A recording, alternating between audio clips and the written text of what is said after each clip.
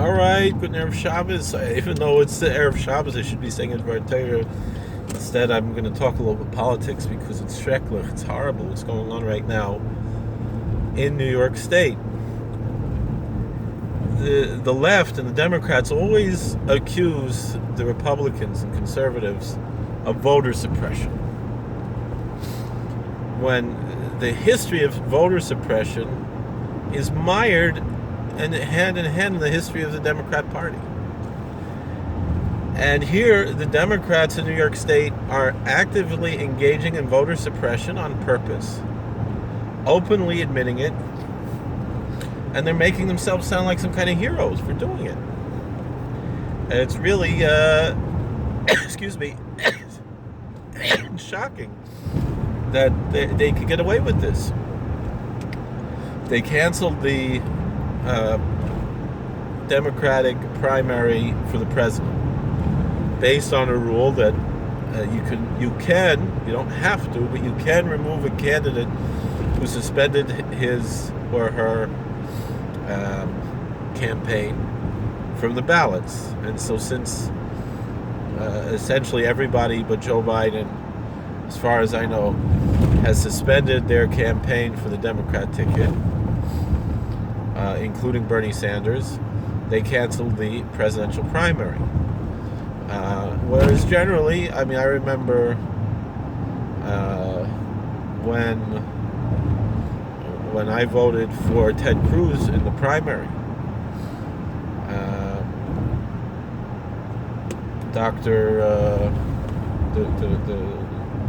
Seventh-day Adventist guy, Dr. Ben Carson was still on the ticket, and I kind of wanted to vote for him, but I voted for Ted Cruz instead. I was pleasantly surprised how President Trump turned out, because I didn't have very high hopes for him, and he's really doing an excellent job and continuing to do an excellent job. And I'm proud that I voted for him in the general election, and I look forward to voting for him in November, God willing. But and now it's not just voting against Hillary; it's voting for President Trump. He's proven himself against all odds to be a great leader, and yet now Ben Carson was still on the ticket. So I don't get why they don't have to take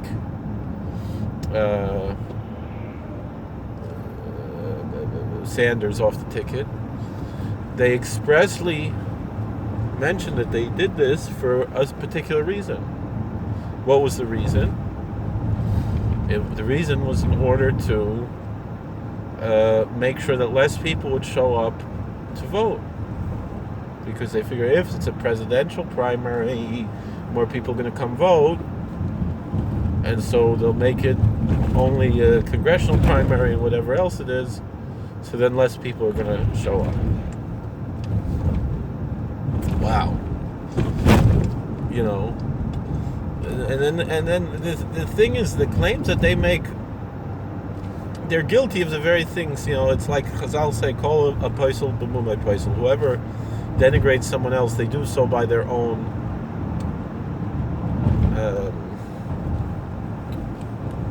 by their own blemish. So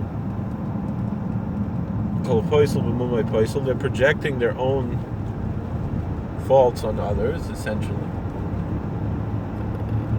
Look what they say when people who are conservative say that we should have IDs for voting, right? The Democrats say that's racist. Now, first of all, the Democrat Party is the party of racism. It's the party of identity politics and racism. It's always been, always has been, always will be the party of racism. They can never live that down. Can you imagine the Nazi Party after World War II continuing calling themselves Nazis and then saying, but we're the anti-racists now. We're still calling ourselves Nazis, but we're the anti-racists. How did the Democrats get away with that after the Civil War? It's the same thing. Anyway, And that's exactly what they did. And the thing is, and then not only that, but they have the audacity of labeling the party of Lincoln that freed the slaves as racist when they're not. Or the opposite. They don't care about race. They care about the individual. That's the whole point of the Republican Party, is to focus on the individual and not on groups.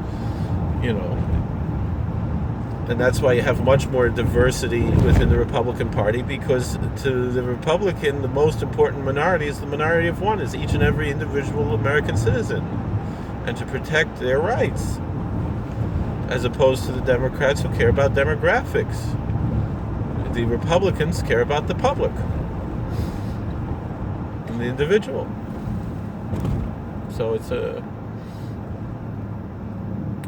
very, very difficult situation. But what I'm saying here is that the Democrats say it's racist to ask for an ID for voting. Now, why do they claim that? Because they're racist. Meaning, a Republican understands that it doesn't matter what color your skin is. You can make it to the DMV. Now you can do DMV online even. Nobody is being prevented from getting a non-driving ID if they don't drive. Everybody can get an ID. Anybody, you're 18 years old, even younger than that, you can get an ID. I mean, that's anybody could do that. So the Democrats, who have the bigotry of low expectations, they're the ones who are going to say no.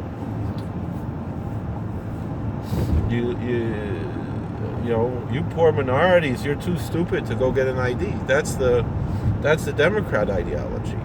And so in their eyes, somehow it's racist to ask for an ID to vote, whereas the Republicans say, no, you can get an ID. What's the big deal to get an ID? We just don't want you to vote twice. We don't want you to sign somebody else's name in the book or whatever it is, someone who died or whatever, and vote twice. You can't do that. So that's the story. That's what we're dealing with here. The Democrats are the real racists, and they're openly and actively engaging in voter suppression in New York State, trying to prevent people from voting. I understand it's not about the presidential primary. It's the reason why they are stopping the presidential primary is for the express purpose of stopping people from voting in the congressional primary or the local, other primaries that are going on at the same time, because they figure it's also low expectation bigotry. Well, they figure people don't care about anything other than president. It's a big problem, big problem. It doesn't make any sense. They're hypocrites. They're hypocrites, and that's been the modus operandi of the Democrat Party all the way since